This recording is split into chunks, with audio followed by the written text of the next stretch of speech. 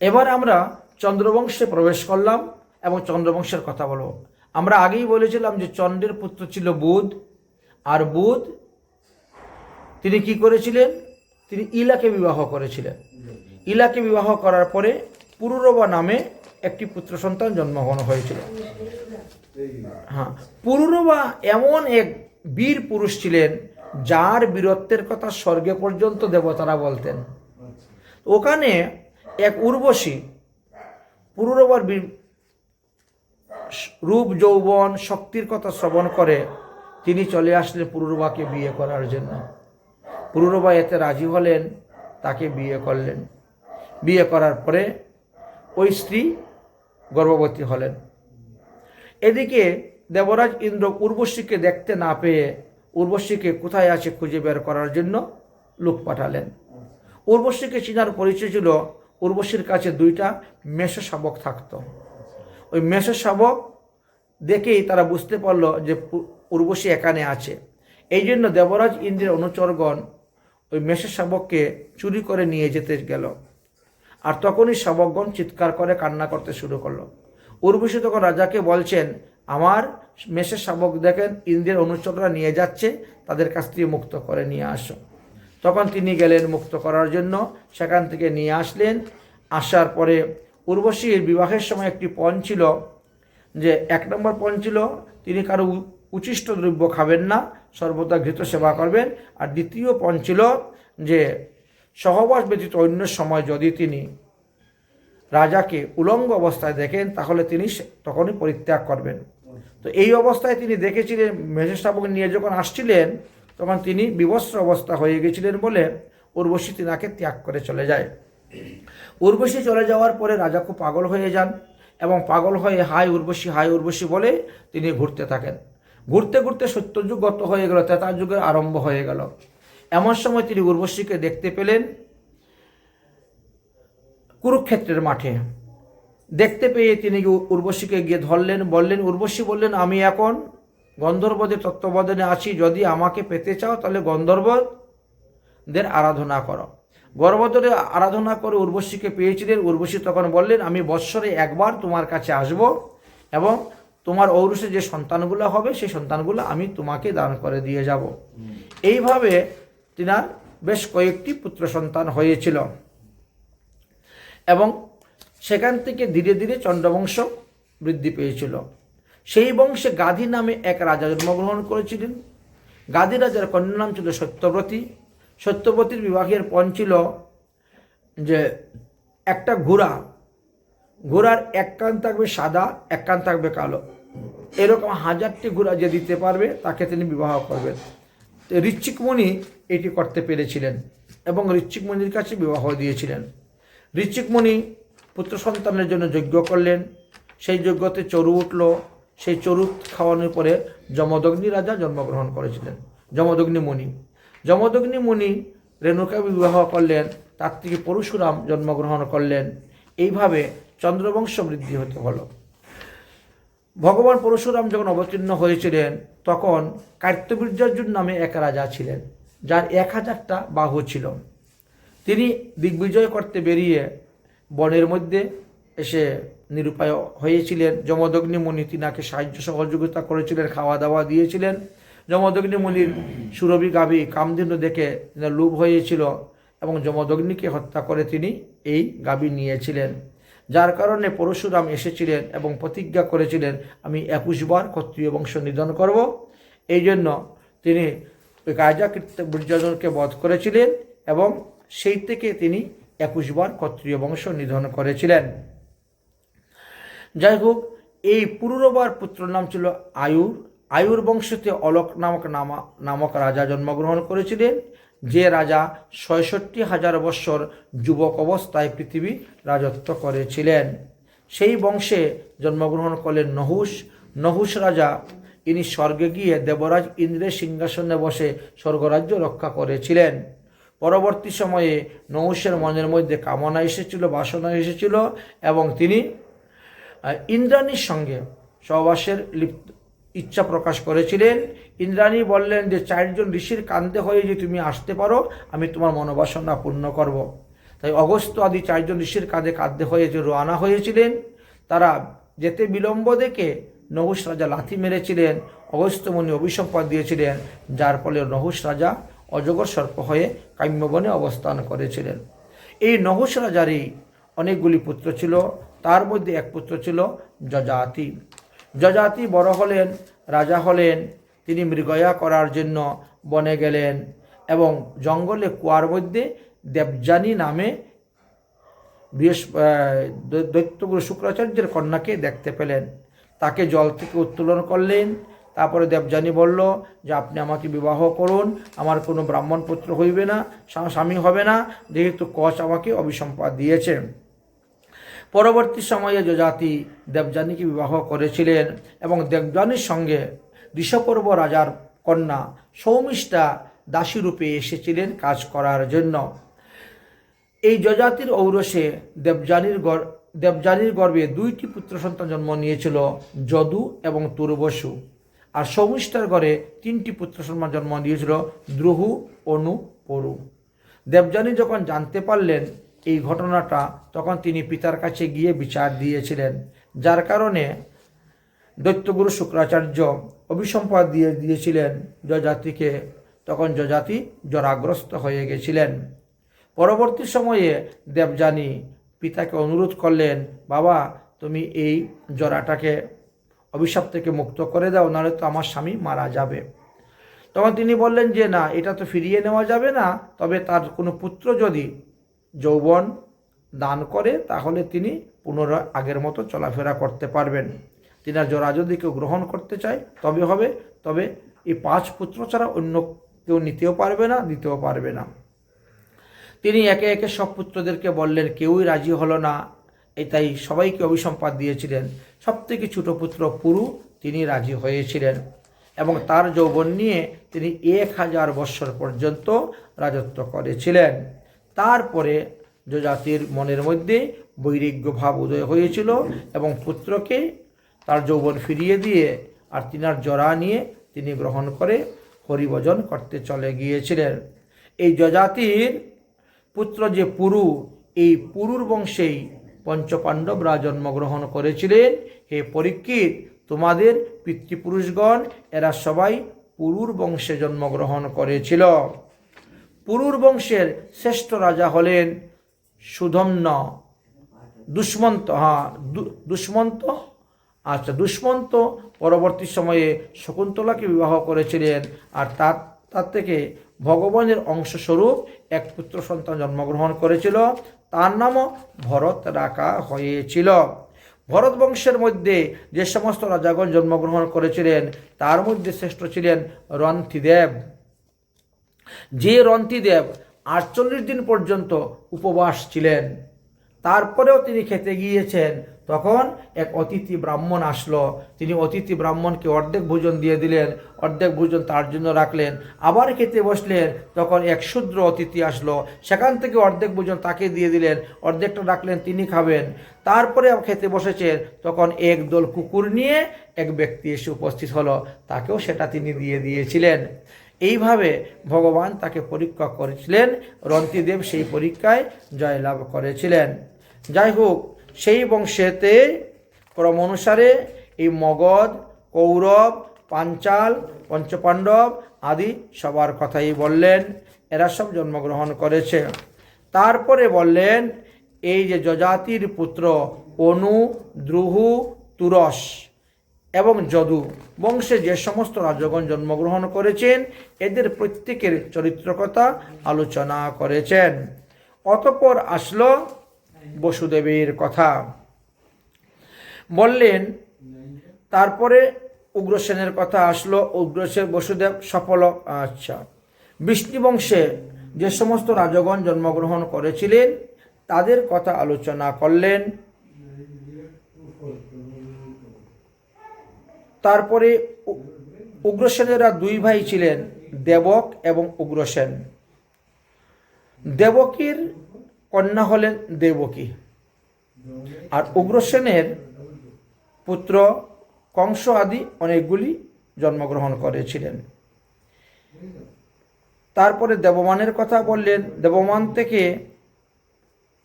বসুদেব আদি তাদের চরিত্র কথা বললেন। বসুদেবের আরেকটি নাম ছিল আনক ধুন্দবী। বসুদেবরা তারাও অনেকগুলি ভাই ছিলেন এবং বসুদেবের 5 জন বোন ছিল। তার মধ্যে কুন্তী একজন আমরা বিশেষ করে জানতে পারি, বাকি সবার নাম এখানে আলোচনা করে দিয়েছেন। যাই হোক, বসুদেব 18টি বিবাহ করেছিলেন। তার মধ্যে সর্বপ্রথম স্ত্রীর নাম হলো রোহিণী, আর সর্বশেষ ছোট স্ত্রীর নাম হলো দেবকী। মধ্যেখানে বাকি 16টি ছিল। তো এইভাবে 18টি বিবাহ করেছিলেন। এইভাবে বলতে বলতে নবম স্কন্ধের কথা বিশ্রাম দিয়ে দিলেন। সুখদেবজি বললেন, হে মহারাজ পরীক্ষিত, এই পর্যন্ত আমি শ্রীমদ্ ভাগবত মহাপুরাণের নবম স্কন্ধ পর্যন্ত তোমার কাছে বর্ণন করা হয়ে গেছে। আজকে 4 দিন গত হয়ে গেছে, তুমি অন্ন জল কোনো কিছু গ্রহণ করো নাই, সুতরাং এখন কিছু খাওয়া দাওয়া করে নাও, তারপরে আমি দশম স্কন্ধের কথা আলোচনা করব। পরীক্ষিত বললেন, গুরুদেব, হরি কথামৃত যতক্ষণ ধরে পান করতেছি ততক্ষণ পর্যন্ত আমার কোনো ক্ষুধা পিপাসা লাগতেছে না, ক্ষুধা আমাকে কোনো কাতর করতে পারছে না। অতএব আপনি কথা বন্ধ করবেন না, আপনি হরি কথা চালিয়ে যান। হরি কথা বন্ধ করলেই ক্ষুধা এবং পিপাসা আমাকে ধরে ফেলবে এবং আমার দেহ থেকে প্রাণটা চলে যাবে। অতএব আপনি হরি কথা বলুন, হরি কথা বন্ধ করবেন না। তখন দশম স্কন্ধ থেকে আরম্ভ করলেন। দশম স্কন্ধকে 2 ভাগে ভাগ করা হয়েছে, একটা হলো পূর্বার্ধ, একটা হলো পরার্ধ। তাই পূর্বার্ধতে আরম্ভ করলেন যে বসুদেব এবং দেবকীর বিবাহ থেকে। বসুদেব দেবকীকে বিবাহ করার পরে যখন নিয়ে যাবেন, কংস তখন খুব অনুনয় বিনয় করে বললেন, আমি আমার জ্যেঠাত্ত বোনকে তার স্বামীর বাড়ি পৌঁছাইয়ে দেব। এই জন্য তিনি নিজে রথের সারথি হয়ে গিয়েছিলেন। কিন্তু কিছু দূর যাওয়ার পরেই আকাশবাণী হয়েছিল যে দেবকীর 8ম গর্ভজাত সন্তানের হাতে তিনার মৃত্যু হইবে। আর এই কথা শ্রবণ করেই কংস তখন ভয়ভীত হয়ে দেবকীকে বধ করতে ছিলেন। বসুদেব তখন বললেন, দেবকীকে বধ করবেন না, আমি কথা দিলাম আমার ঔরসে যতগুলি সন্তান জন্মগ্রহণ করবে দেবকীর গর্ভে সব কয়টা আমি তোমার হাতে এনে অর্পণ করব। জানতেন যে বসুদেব সত্যবাদী, এই জন্য কংস তিনাকে ছেড়ে দিয়েছিলেন। বসুদেব দেবকীকে নিয়ে গেলেন, কিছুদিন রাজগৃহে বাস করলেন। দেবকী গর্ভবতী হল এবং প্রথম সন্তান জন্মগ্রহণ করলেন। প্রথম সন্তানের নাম রাখলেন তিনি কীর্তিমান। সেই কীর্তিমান জন্মগ্রহণ করার পরে কীর্তিমানকে, সদ্যজাত শিশুকে কাপড়ে ঢাকা দিয়ে নিয়ে চলে আসলেন আর এনে কংসের কাছে দিয়ে দিলেন। কংস তখন চিন্তা করল যে আমার বোনের কুলটা খালি করব কেন, আমার তো আকাশবাণীতে বলছে দেবকীর 8ম গর্ভজাত সন্তান থেকে মৃত্যু, তাহলে এই প্রথমটাকে আমি মেরে কি করব। এই জন্য একে ফেরত দিয়ে দিব, যাও যাও তোমার এই সন্তানকে ফেরত নিয়ে যাও, আমাকে 8ম সন্তান দিলেই হবে, তুমি তো সত্যবাদী, আমি তোমার কথা বিশ্বাস করি। যখন বসুদেব কীর্তিমানকে নিয়ে চলে যাচ্ছেন তখন আকাশের থেকে দেবগণ বড় চিন্তায় পড়ে গেছেন। দেবগণ বলছেন, কংস যদি এইরকম ভালো মানুষ হয়ে যায় তাহলে তো তার পাপের ঘরে ভরবে না, আর তার পাপের ঘরে পূর্ণ না হলে ভগবানও এসে অবতীর্ণ হবেন না। অতএব কংসকে দিয়ে আরও পাপকার্য করাতে হবে যাতে তাড়াতাড়ি তার পাপের ঘটনা পূর্ণ হয় আর ভগবানও তাড়াতাড়ি অবতীর্ণ হন। আর কে তাকে পাপ কার্য করার কথা বলবে আর কে বা তাকে পাপবৃত্তি করাবে, কাকে পাঠানো যায়? সিদ্ধান্ত করে দেবর্ষি নারদকে পাঠাইলেন। দেবর্ষি নারদ হাতের মধ্যে একটি পদ্মফুল নিয়ে একেবারে এসে উপস্থিত হয়েছেন কংসের দরবারে। কংসের কাছে এসে উপস্থিত হয়েছেন ভৃত্যগণ। দেবর্ষি নারদ এসেছেন, অতিথি ভবনে আছেন, আপনার জন্য অপেক্ষা করতেছেন। কংস অতিথি ভবনে গেলেন, গিয়ে দেখেন দেবর্ষি নারদ পদ্মফুলের পাপড়িগুলা গণনা করতেছেন। কংস প্রণাম করে বললেন নারদমণিকে, এই পদ্মফুলের পাপড়িটা বারবার গণনা করছেন কেন? বলে, ওইসব কথা পরে বলবো, আগে বলো বসুদেব কি জানি কাপড় ঢাকা দিয়ে নিয়ে চলে গেল তোমার বাড়ি থেকে। তখন তিনি বলছেন যে ওটা ওর ছেলেকে নিয়ে গেছি, এই ঘটনা হয়েছে। নারদমণি বললেন, কাজটা তুমি ভালো করো নাই, আমি স্বর্গ দিয়ে আসার সময় শুনছি দেবতারা সব কানাকানি করতেছে যে দেবকীর অষ্টম গর্ভজাত সন্তান হাতে তোমার যে মৃত্যু হবে। এখন দেখো পদ্মফুলের পাপড়ির এখান থেকে গণনা করলে ওটা 8টা হয়, ওখান থেকে গণনা করলে এটা 8টা হয়। এখন যদি নিচ থেকে গণনা করা হয় তাহলে এই প্রথম সন্তানের কীর্তিমানই 8 নাম্বার হইবে। এই কথা যখন বললেন কংসের মাথা তখন ঘুরে গেল। তিনি গিয়ে দেবকী বসুদেবকে জোর করে ধরে নিয়ে আসলেন, কারাগারে বন্দি করে দিলেন, আর কীর্তিমানকে আছাড় মেরে মেরে দিলেন। তারপরে দেবকীর গর্ভে একে একে আরও সন্তান হলো। দ্বিতীয় সন্তান নাম ছিল সুসেন, তাকেও মারলেন। তৃতীয় সন্তান নাম ছিল ভদ্রসেন, তাকেও মারলেন। চতুর্থ সন্তানের নাম ছিল ঋজ্জু, তাকে বধ করেছেন। পঞ্চম সন্তান নাম ছিল সংবর্ধন, তাকেও বধ করেছেন। আর ষষ্ঠ সন্তান নাম ছিল ভদ্র, তাকেও বধ করলেন। সপ্তমে আসলেন বলরাম। বলরাম যখন এসেছেন তখন ভগবান শ্রীকৃষ্ণ যুগমায়াকে বললেন, হে দেবী, তুমি বলরামকে দেবকীর গর্ভ থেকে আকর্ষণ করে নিয়ে রোহিণীর ঘরে স্থাপন করো। আমার আশীর্বাদে পৃথিবীর লোক তোমাকে দুর্গা, ভদ্রকালী, বিজয়া, বৈষ্ণবী, কুমুদা, চন্দ্রিকা, কৃষ্ণা, মাধবী, কনকা, মায়া, নারায়ণী, ঈশানী, শারদা, অম্বিকা ইত্যাদি ইত্যাদি প্রভৃতি নামে তোমার পূজা করবে। তুমি এইভাবে পৃথিবীতে পূজা খেয়ে থাকবে, পূজা খাবে, তুমি যদি আমার এই উপকার করো। যুগমায়া তখন কী করলেন? তিনি সেই উপকারটা করতে গেলেন, আর তিনি দেবকীর গর্ভ থেকে আকর্ষণ করে রোহিণীর গর্ভে স্থাপন করে দিলেন। লোকে মনে করেছে যে কংস হয়তো উগ্র উগ্র ঔষধ খাওয়াইয়া দেবকীর গর্ভপাত করে দিয়েছে, কিন্তু বাস্তবে তা নয়। যাই হোক, বলরাম তখন জন্মগ্রহণ করলেন ভাদ্র মাসের শুক্লপক্ষের ষষ্ঠী তিথিতে বলরাম জন্মগ্রহণ করেছেন। এটি আমাদের ব্রজের প্রচলিত মত। কিন্তু বঙ্গদেশে দেখা যায় মানুষরা রাখি পূর্ণিমার সময় বা ঝুলন পূর্ণিমা দিন বলরামের জন্মতিথি পালন করে থাকেন। এই দুটি মত আছে, হয়তো দুই কল্পে দুইভাবে হতে পারে, দুইটি কল্পেতে হতে পারে, এটাও বলা যায় না।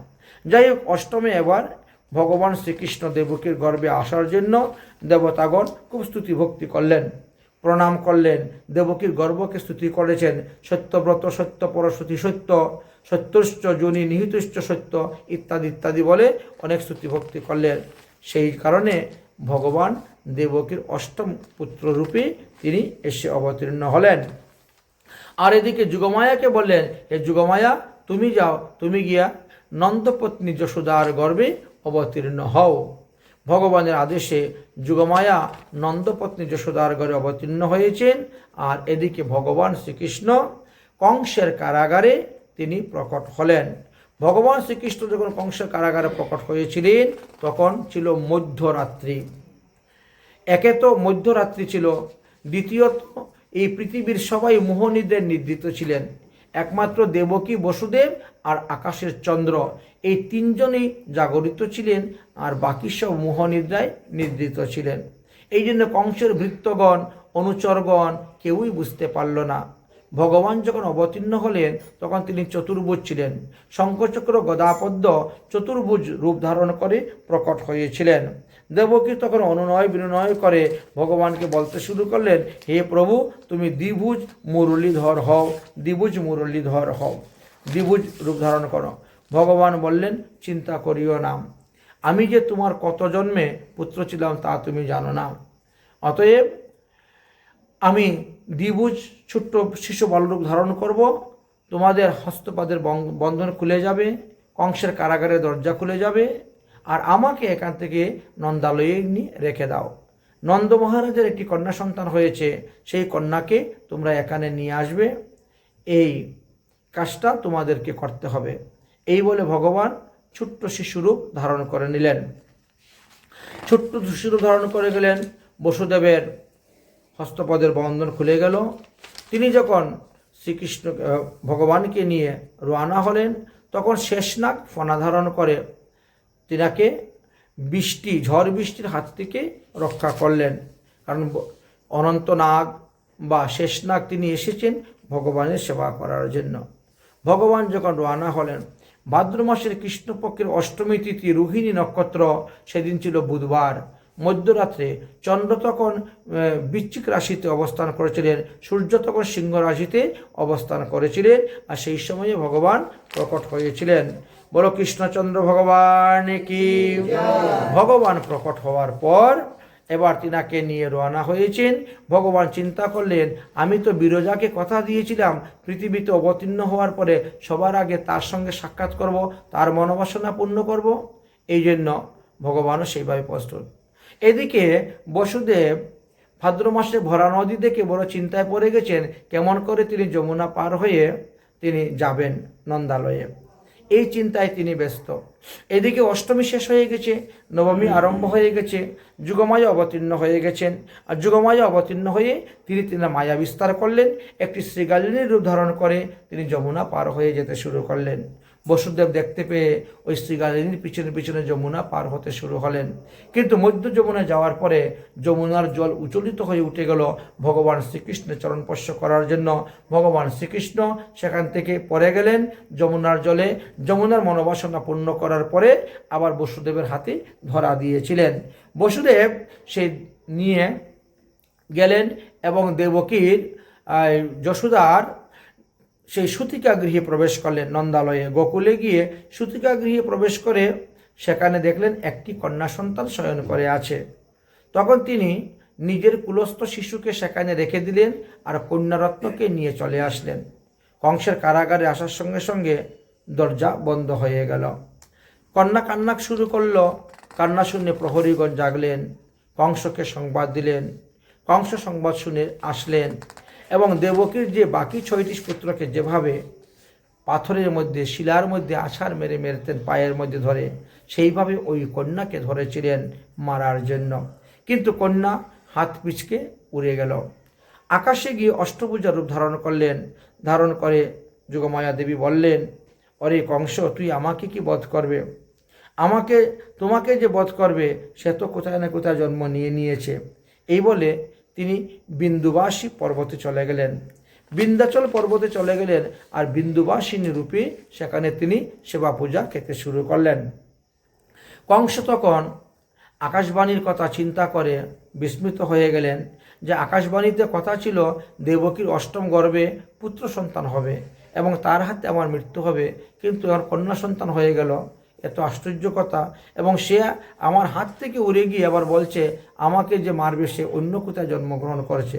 তাহলে আর কি কোনো দৈবকী আছে? অন্য কোনো দৈবকীর গর্ভে কি জন্মগ্রহণ করেছে? কি করা যায় চিন্তায়। তখন তিনি বসুদেব এবং দৈবকীকে কারাগার থেকে মুক্ত করে দিলেন এবং তাদের কাছে ক্ষমা প্রার্থনা করলেন।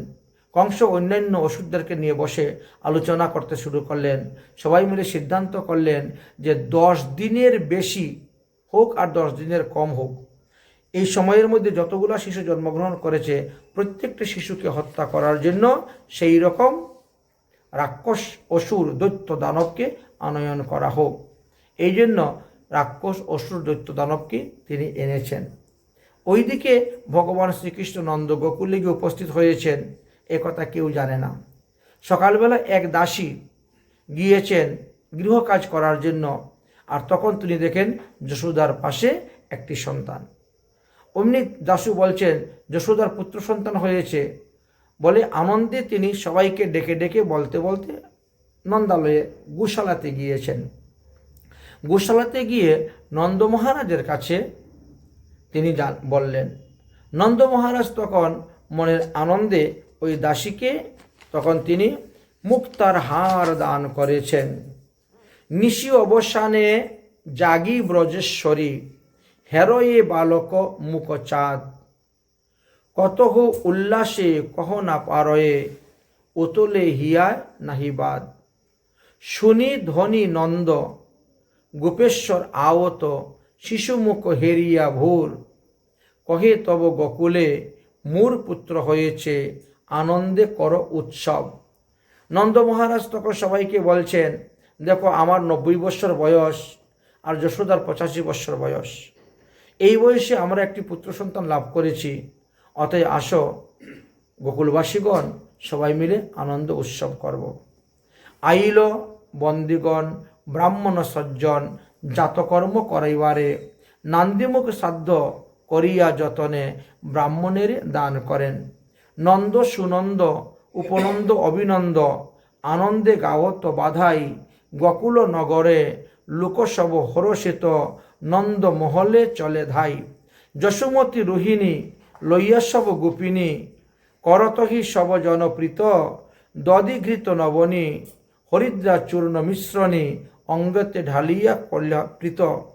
অগো যশোদা হেরুইব তব সুতা, ঐচন্ন বালক দেখি, জনম সফল তুয়া, বৃদ্ধকালে পুত্র পাইলা, কতই বা পুণ্য না জানি লিখি।